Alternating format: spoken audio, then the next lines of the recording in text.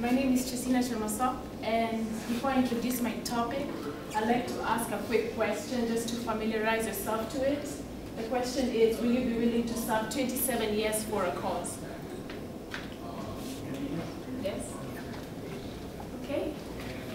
I'll go ahead and introduce my topic. It's about Nelson Mandela, and we're going to go through his early life, his challenges, and what he continues to do today.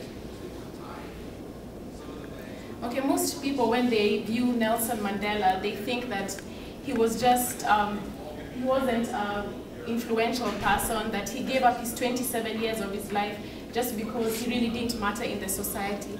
But I'll go ahead and give you a bit of information about his early life so that you'll know that he was a special person, he was a really influential person.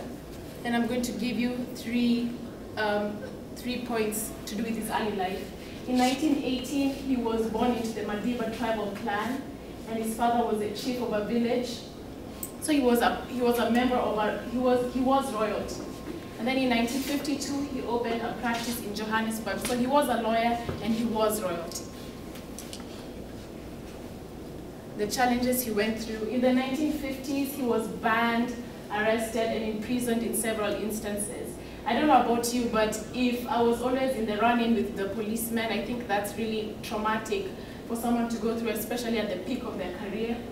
And then also he had to dress up in several disguises. There was one instance that he actually went to Ethiopia. He had to sneak out of the country in a disguise to actually attend one of the African meetings.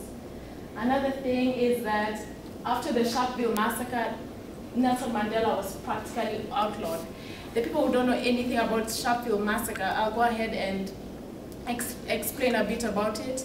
Sharpeville massacre was an incident that happened in South Africa whereby the locals were fighting with the police, and there was a bloodbath and several people died. So after the Sharpeville massacre, Nelson Mandela was practically outlawed and he had to go underground.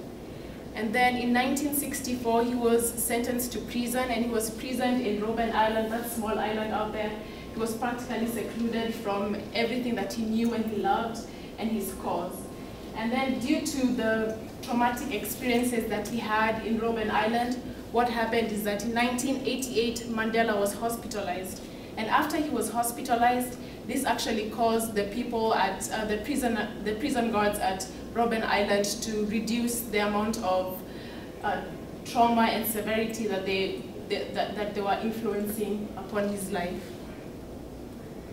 Okay, what is Mandela doing today? He is a HIV or AIDS ambassador. I'm sure all of you have heard about all his good works. He's really taking upon himself to talk about the African children and tell celebrities to come in and chip in and do fundraisings for the HIV or AIDS children.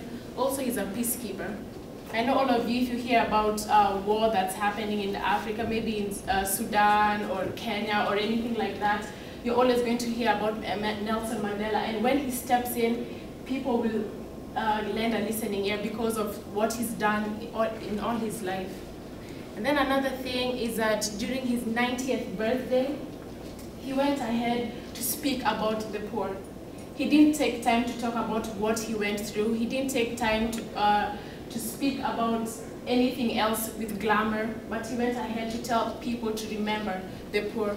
I don't know about you, but if I was 90 years old and I served Africa and I was in prison for 27 years, I would be tempted to talk about everything else. I'd be tempted to talk about what I went through and kind of boast. But I think it's really remarkable that he did that. Another thing is, I just want to go ahead and remind you of what I've talked about. I've talked about his early life, his challenges, and what he continues to do today. Also, I want to give you two readings. If you're interested, Nelson Mandela, The Struggle is My Life, and also BBC News has remarkable articles about Nelson Mandela. If you'd like to read some of the articles, especially the ones dated 16th of July. And that's it. So I hope all of you, with this commemorative speech, at least you're going to look at Nelson Mandela with happiness and also joy for you people to go ahead and continue your cause.